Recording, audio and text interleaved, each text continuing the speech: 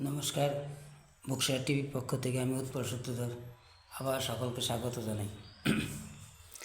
কালকে কুণালবাবু কিছু বিস্ফোরক তথ্য প্রকাশ করেছে। বলা হয়েছে 2021 সালেই দল জানত শিক্ষা নিয়োগ দুর্নীতির প্রসঙ্গটা, কিন্তু তখন আপনিও কিছু বলেননি। অবাক করা বিষয়, কেউ কিছু বলেনি আপনার দলে। সম্ভবত আমার যেটা মনে হচ্ছে, বললে আমরা আগেই বিষয়টা জানতে পারতাম। তবে যাই হোক, আপনি দলের ভেতরের একজন মুখপাত্র, বড় দায়িত্বে ছিলেন। আমার বিশ্বাস আপনি টোটাল বিষয়টাই জানেন।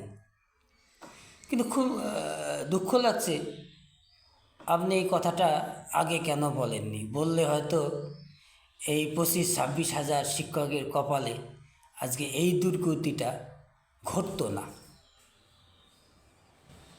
একটা সরকারিভাবে ভালো ব্যবস্থা নেওয়া যেত। অবশ্য এটাও মনে হচ্ছে আপনার কথা শুনে, আপনি বলছেন এই মন্ত্রিসভা মন্ত্রী, হয়তোবা হতে পারে এটা পুলিশ মন্ত্রী, তাই হয়তো আপনি কথাটা প্রকাশ করতে পারেননি বা দল কোনো ব্যবস্থা নিতে পারেনি। তো আপনার কাছে আমার অনুরোধ থাকবে, যদি ওই মন্ত্রীটা পুলিশ মন্ত্রী হয়, তাহলে আপনি খুব শীঘ্রই কথাটা প্রকাশ করুন। তাহলে আপনার প্রতি আমরা অন্তত কিছুটা হলেও কৃতজ্ঞ থাকব। অবশ্য তদন্ত করে সিবিআই বার করবে, এই বিষয়ে আমরা নিশ্চিত। তবে আপনি বললে আমার একটু ভালো লাগবে এই কারণে যে অন্তত সত্য কথাটা বলা আপনি শিখেছেন। এতদিন তো আমরা জানতাম যে আপনি শুধু যেখানে যেটা বললে দলের ভালো হয় সেটাই বলেছেন। ভালো মন্দ বিবেচনা করে সামাজিক কল্যাণার্থে বা রাজ্যের কল্যাণার্থে আপনি কোনো কথা বলেন, এটা মনে হয়নি।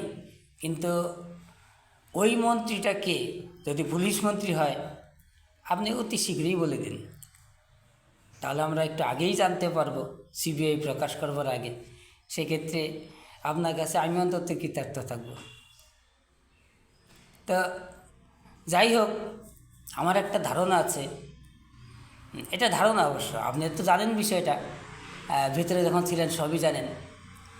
চোরেদের ভিতরে ছিলেন আপনি, কোন চোর কি কতটা নিয়েছে, কোন চোর কতটা এর সঙ্গে ইনভলভ।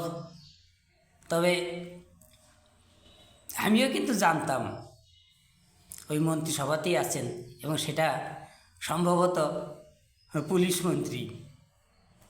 তো কালকে এই ঘটনাটা প্রকাশ করাতে আমরা অন্তত ভোটের আগেই বিষয়টা ক্লিয়ার হতে পারলাম আপনার কথার ভিত্তিতে, যে এই মন্ত্রিসভাতেই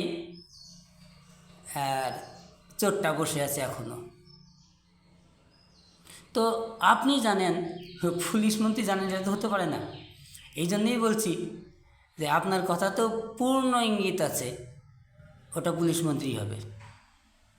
খুব সুন্দর লাগলো আপনার কথা শুনে। তো আপনাকে অজস্র ধন্যবাদ।